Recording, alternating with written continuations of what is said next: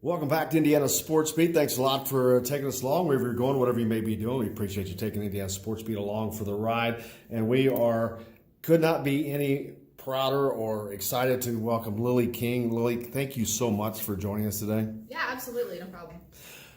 Obviously, anybody who knows anything about Indiana University or sports in general knows who Lilly King is now. First of all, what is that like going from being a little girl from Evansville to the world knowing who Lilly King is? It was kind of weird at first. You know, it's kind of what I always wanted to happen. You know, you're a little kid, you always want to be famous. But it was strange when it happened, just because it was so sudden for me. It was really quite overnight that I guess acquired this fame that I now have. But yeah, I mean, it's cool. I roll with it, and I'm not too famous. I still can blend in with the crowd, so it's not too bad. When did the thought of the Olympic dream become a reality? This is something I can possibly do. When did that first set in with you? I was probably about 16. I had just won junior nationals, and I broke the national age group record, which was essentially the American record for the 16 and under age group. And I think that was kind of the moment I realized that, hey, like maybe, you know, I've swam faster than all the other people did before me, so maybe I can make the Olympic team. So it was pretty early on, I'd say. And how does a girl from Evansville, Indiana, become an internationally recognized face, a gold medalist at 19? You were 19, and I'm looking at that going, today, I don't know that I can handle that. Yeah, I worked my butt off, and just, my mindset was just keep beating the next person, and then, luckily I ran out of people, so, yeah. Well, speaking of running out of people, what's it like replacing Don Mattingly as the most famous person from Evansville? I wouldn't say I'm more famous than Don Mattingly, but if people are saying that, I guess that's pretty satisfying. When did the Olympic dream go from not just a dream to becoming a reality? When you do realize, hey, I am in this, and I have a legit shot here. Yeah, I think it was probably the morning of my prelim race at the Olympics. Actually, I was surprisingly calm. Going into trials, and even at trials, and before we got to the Olympics, I was like, okay, it's fine. Like, I'm supposed to be here. It's just another swim meet. And then I think the morning of my prelim race of the 100 breaststroke, I kind of was like, oh God, wait, I'm at the Olympics. Like, this is real. But it hit me real late. How do you deal with nerves at such a stage? We're not talking about just some meet at Evansville High School or Wrights or Memorial or wherever. This is the stage. There's no bigger stage in the world ever. How do you deal with nerves in a situation like that? I really just thrive on the pressure. So if I'm nervous, that's good. Probably the more nerves I have, or the more pressure that's on, the better I'm going to swim. So I definitely thrive in those pressure-filled situations. You become this instant sensation with your success at Rio, with your confidence that you just talked about, even though I guess you used your nerves to use that confidence, but also the finger wag and all of that. And all that stuff just comes full circle with all that attention. Were you expecting that, ready for that? I wasn't ever even planning on, I guess speaking out against doping.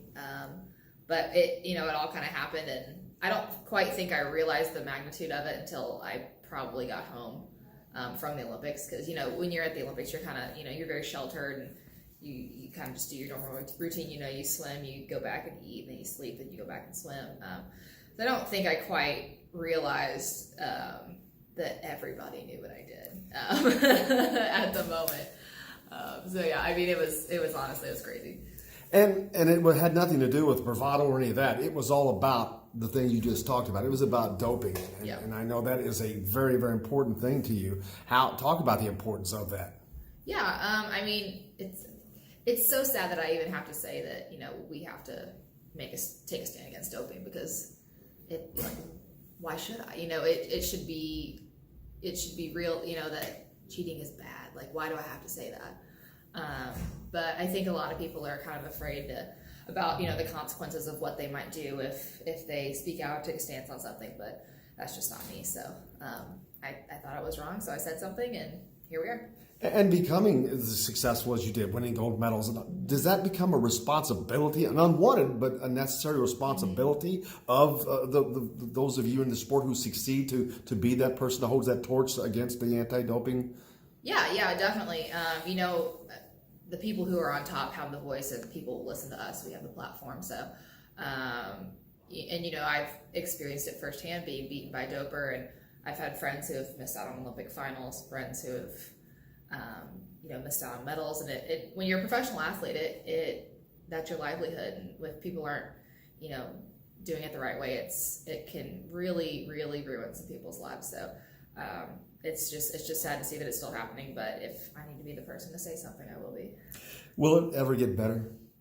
I hope so. Not recently, a couple months ago, I actually went to DC to go to this White House anti-doping summit, which was pretty cool to see. We just had a lot of representatives from delegations around the world, you know, anti-doping representatives and athlete representatives from several countries.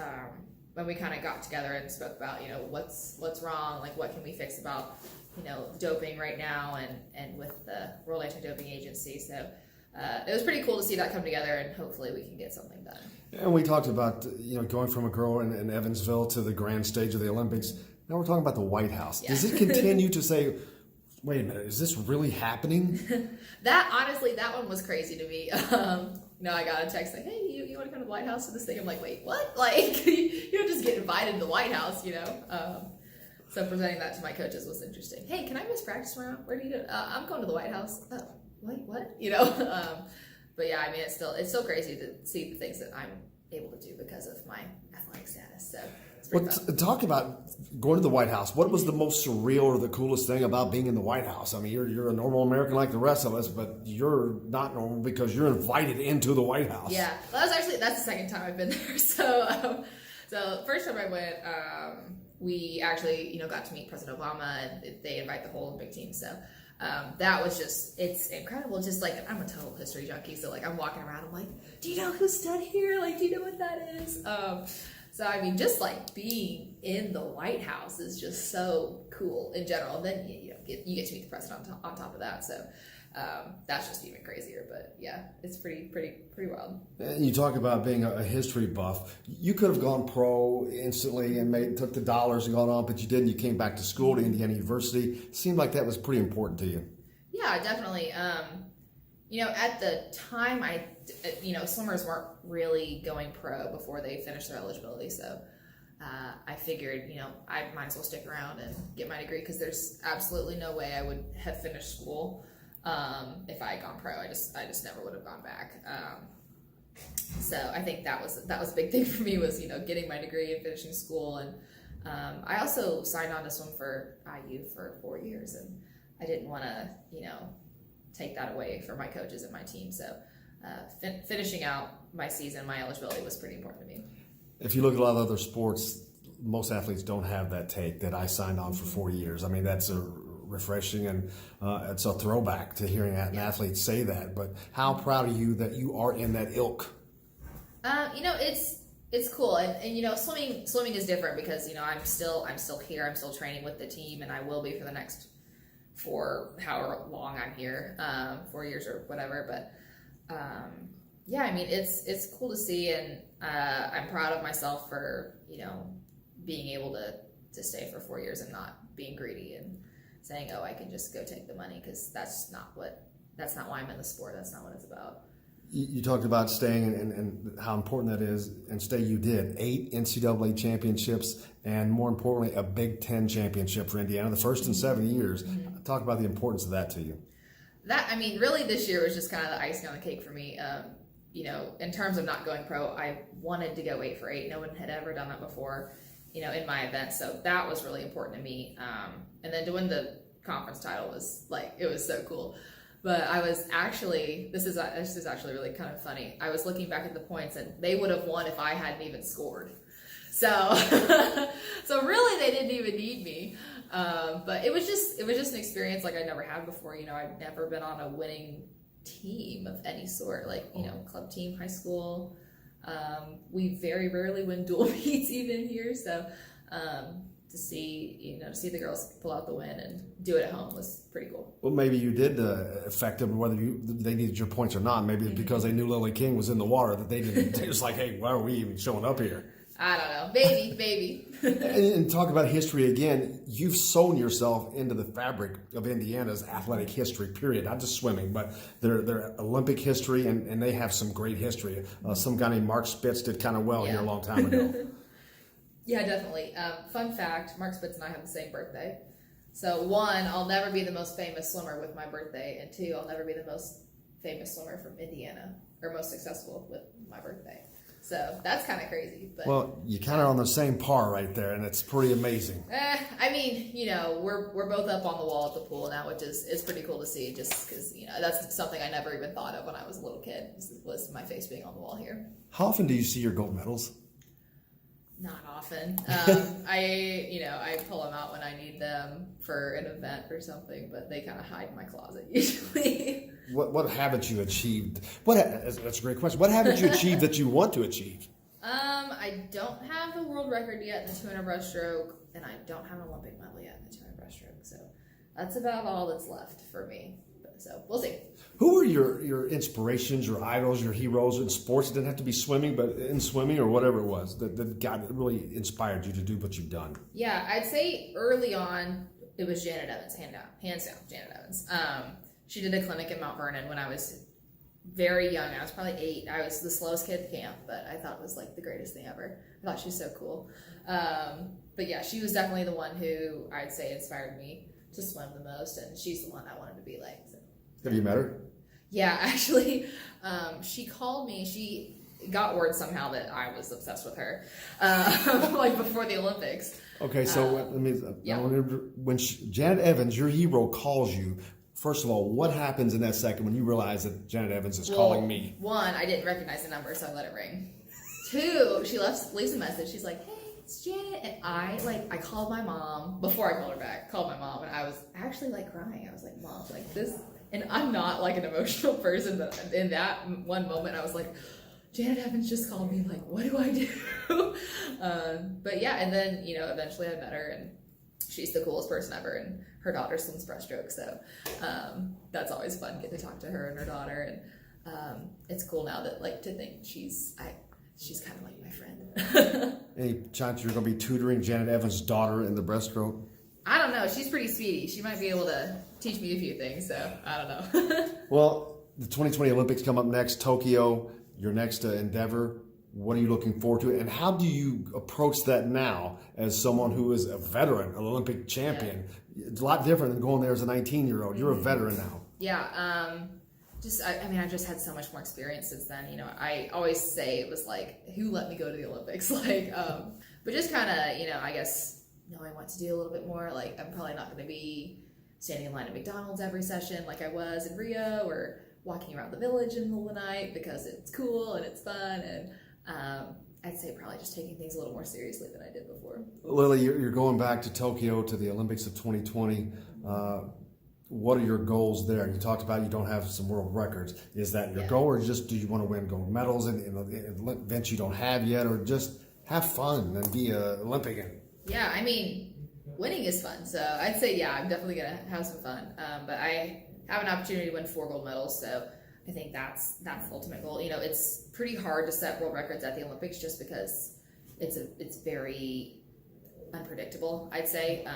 It's not like a world championships where you're staying in a hotel and, you don't really have to walk, but at the Olympics you're walking probably 5+ miles a day when you're trying to stay off your feet, and you don't really know what the food's going to be, and you don't know how traffic's going to be getting to the pool. So there are just a lot of unknowns at the Olympics. So if I could set a world record, that'd be great. But if not, I totally understand because of the circumstances. So shooting for 4 gold medals though.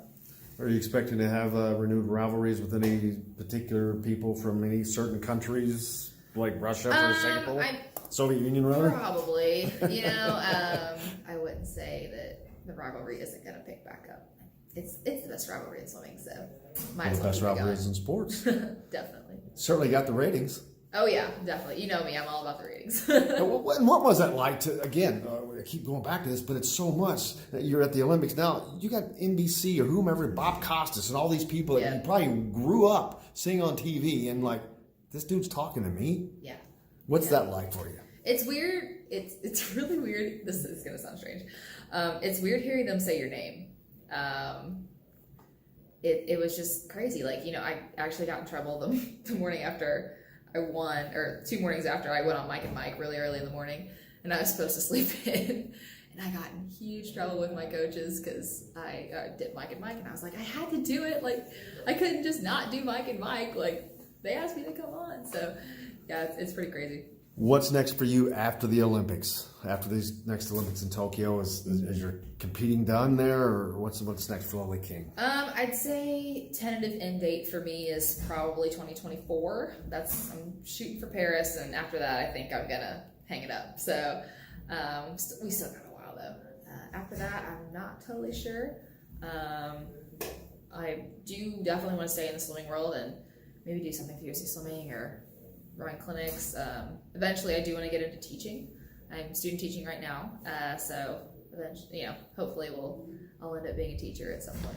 Okay, now you're student teaching. Where are you student teaching? I'm at Bachelor Middle School right now. Let's give him a shout out. Yeah, go Bulldogs. So here's Lilly King. What grade is it? 7th and 8th.